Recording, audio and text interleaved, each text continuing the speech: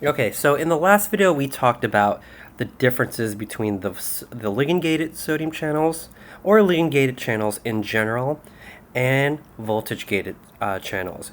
And we said that ligand-gated channels just open up when a ligand, aka a chemical, binds onto this channel. In other words, this ligand binds onto the channel, right, which is in purple, and it causes this channel to actually open up, allowing sodium to flow into the cell because there's a higher concentration of sodium on the outside of the cell relative to the inside of the cell. If we go on over here, let's say a ligand binds onto this channel over here, which is in blue. It's a ligand-gated potassium channel. So let's say a ligand binds onto this, right? That's going to cause potassium to flow outside the cell because there's a higher concentration of potassium on the inside of the cell relative to the outside of the cell. And then we also talked about how if the region on the inside of the cell reaches a certain voltage, aka a charge, right, that's going to cause the voltage-gated sodium channels to open up. And if this voltage-gated sodium channel opens up, it actually initiates what you call the action potential. It initiates that signal, that action potential we saw up here from the last lesson. So the whole goal is to think about how do we actually trigger these voltage-gated sodium channels to actually open up and trigger an action potential, right? And in order to do that, we're going to go right back up into this diagram. I'm going to redraw. I'm just going to come over here. I'm going to redraw this neuron up here that's in purple. There we go.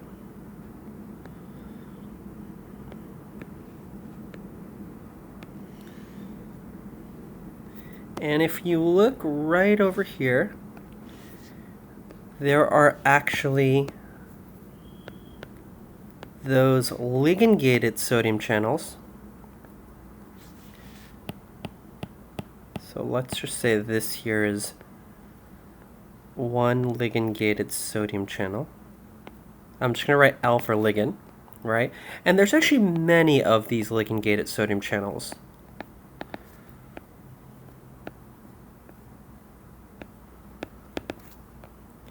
And if you look right around the axon hillock,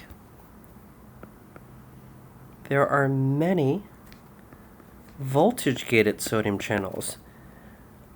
Now, this chemical ligand that we saw up here, right, if it were to bind onto this ligand-gated sodium channel, there's usually more than one ligand, aka chemical, that will cause these sodium channels to open up.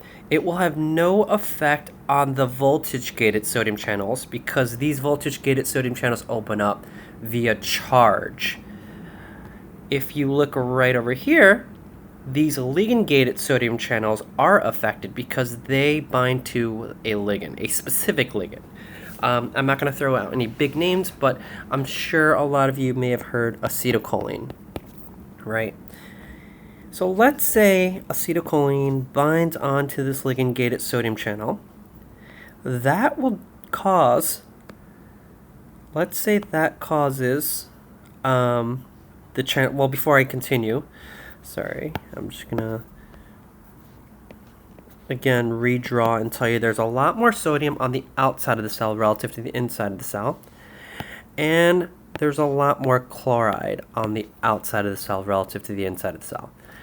And one other thing, we also said that there's a lot more potassium on the inside of the cell relative to the outside of the cell.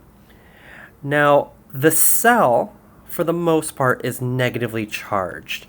It's about negative 70 millivolts when it's not stimulated.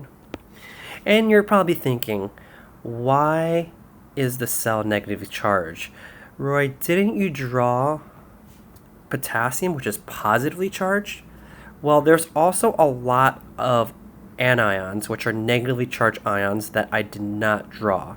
For example, if you look at the structure, this is the soma, aka the cell body of the axon, right? I'm sorry, it's the cell body of the neuron.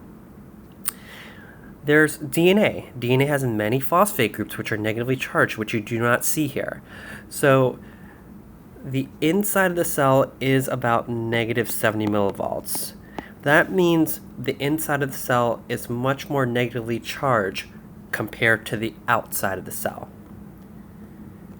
Now in the next video, we're going to talk about how do these ligand-gated sodium channels control these voltage-gated sodium channels, which will essentially initiate the action potential.